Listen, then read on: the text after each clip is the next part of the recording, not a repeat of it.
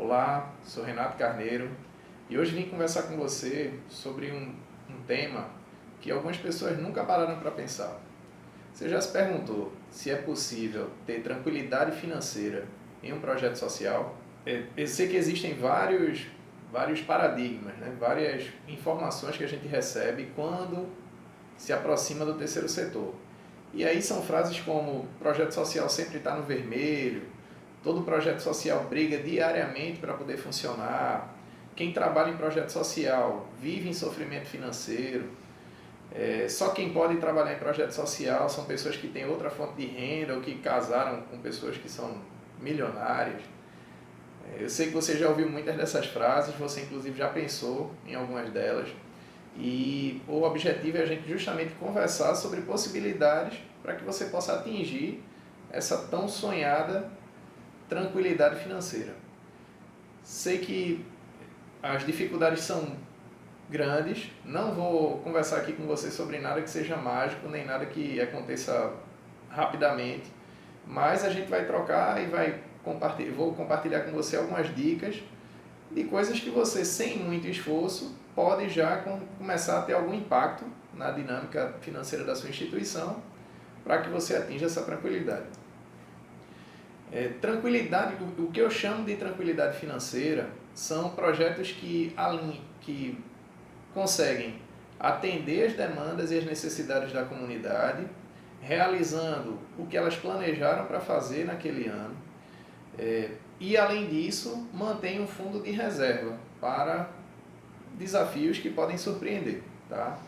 E que tem entradas de recursos diversificados, não dependem ou não vivem exclusivamente ou unicamente de um grande doador, de dois grandes doadores. Ela tem um fluxo, uma entrada de recursos distribuída entre pelo menos 4 possibilidades de fontes, entre elas pessoa jurídica, pessoa física, empresas e negócios sociais, ou pessoa jurídica, pessoa física, projetos através de editais e negócio social. Se você tem essas 4 fontes de entrada de recursos de forma equilibrada, aproximadamente 25% para cada uma delas, você consegue ter todo mês fazer uma reserva de recurso para emergências ou um fundo de reserva, consegue cumprir o que você planejou no começo do ano e está alinhado às necessidades e demandas da comunidade, você já atingiu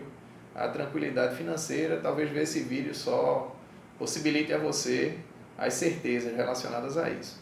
Se você não tem algum desses pontos, continua por aí que a gente vai conversar bastante sobre como você pode alcançar.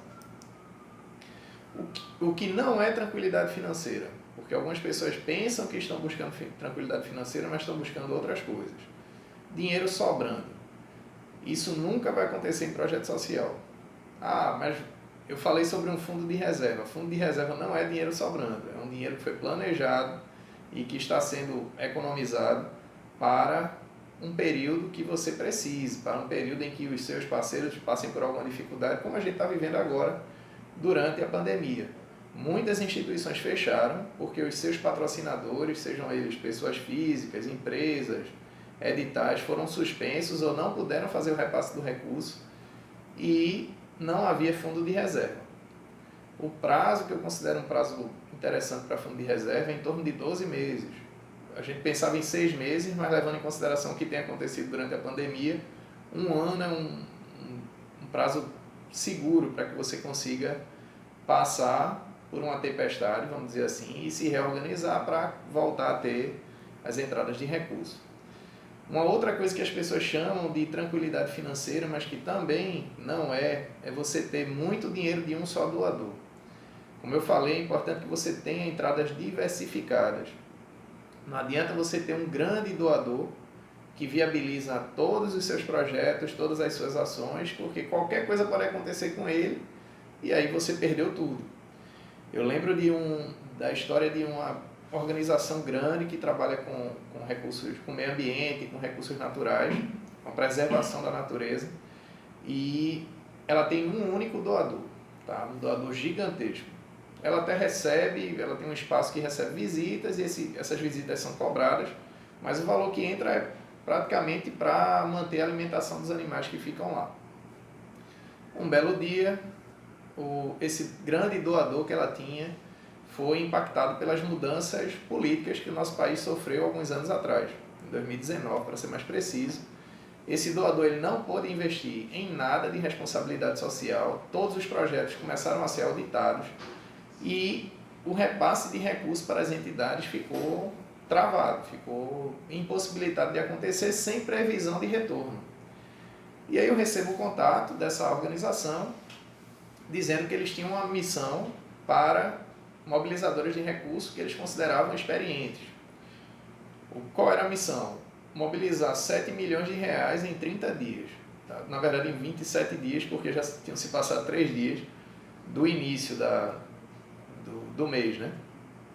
E aí, claro, fiquei lisonjeado pela escolha, mas eu, naquele momento, não tinha condição, tinha outros vínculos que me impossibilitavam de assumir esse compromisso e encaminhei para uma outra organização que trabalha com mobilização de recursos, que tem escritórios em países diferentes e que eu acreditava que pudesse fazer essa entrega.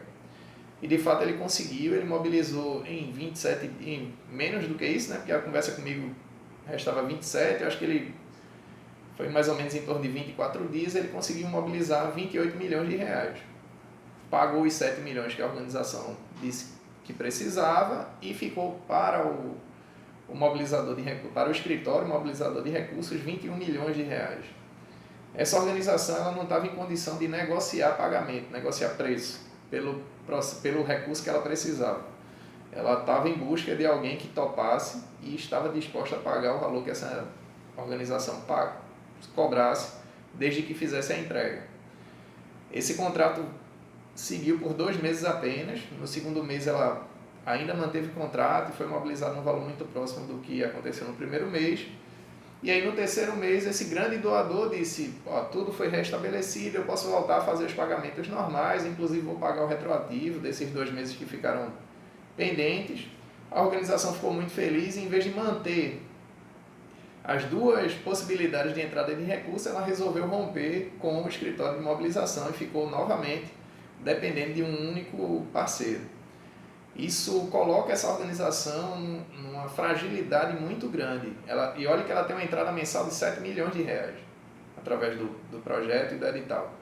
Porém, são 7 milhões de reais de um único parceiro que já, em um momento, ficou sem poder fazer o repasse do recurso.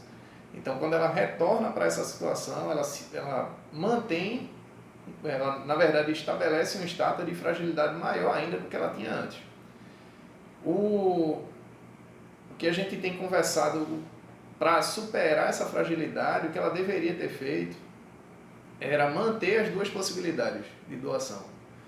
Hoje vocês certamente se pesquisarem na internet, vocês vão ouvir muita informação sobre antifragilidade, que é você estar mais forte depois de uma crise. E estar mais forte não é voltar ao que você era. Estar mais forte é restabelecer o que tinha e agora ter outras opções, outras possibilidades. Que ela teria simplesmente mantendo o contrato. Em vez de ter 7 milhões por mês, ela teria 14 milhões. Mas ela optou por retornar ao único doador, ao único parceiro. Então isso não é ter tranquilidade financeira. Você ter 7 milhões de reais entrando de uma única organização. Uma outra coisa que não te dá tranquilidade financeira também é você distribuir o recurso de forma errada, sem fazer investimentos em mobilização de recursos. Se você tem um produto muito bom, se você tem um projeto que é muito bom, que faz diferença na vida das pessoas, você precisa de formas de apresentar esse projeto para outras pessoas que queiram participar, mobilizando, fazendo doações, participar financeiramente do seu projeto. E isso só vai acontecer se você investir em mobilização de recursos. O mínimo que seja, mas você tem que ter investimento em mobilização. Digamos que você está diante de uma situação que você tem R$1.000 na sua instituição e você precisa de um violino para que um grupo de músicos, para que um músico possa tocar num grupo de músicos que você tem no projeto. Se você pega esses R$1.000 e você investe em mobilização de recursos, você certamente, se fizer o investimento certo, com os profissionais certos, treinados da forma correta, certamente você vai ter muito mais do que R$1.000 daqui a 2, 3 meses. Tá? Agora, se você pega esses R$1.000 e compra o violino, você entrega o violino ao menino e você tem R$0 agora. Você não vai ter mais nada. Nem previsão de entrada de recursos. Já que você normalmente, esse menino vai começar a aprender agora, daqui que ele possa fazer uma apresentação, que você possa cobrar alguma coisa, isso vai levar bastante tempo. Então, às vezes, vale a pena, na maioria das vezes, vale a pena você investir em mobilização, em algo que vai lhe trazer um retorno, vai lhe trazer mais recursos, inclusive para que você possa cumprir sua finalidade, a missão da instituição, tá? Que não é mobilizar recursos, mas que depende disso. Existem motivos para que você busque essa tranquilidade financeira no seu projeto. Uma delas é o próprio nome, né? É você poder ir para a sua organização, é para você circular na sua organização, você viver, experimentar, dedicar tempo à finalidade, à missão propriamente dita da sua organização. E não precisar ficar o tempo todo envolto em diálogos com fornecedores, em cobrança, o tempo todo explicando que não está com recurso, que não tem dinheiro, reunindo colaboradores para explicar que naquele período você não vai conseguir cumprir os compromissos que você estabeleceu, você vai poder dormir melhor, você vai poder ter tempo para, enfim, interagir com os beneficiários do seu projeto, interagir com sua família, tudo com calma, porque o planejado estará sendo cumprido. E caso aconteça alguma coisa, você tem uma reserva. Isso é possibilitar tempo para esses outros pontos que são super importantes, vão fazer com que você sinta mais energia, mais gosto, mais gás para trabalhar no próprio projeto.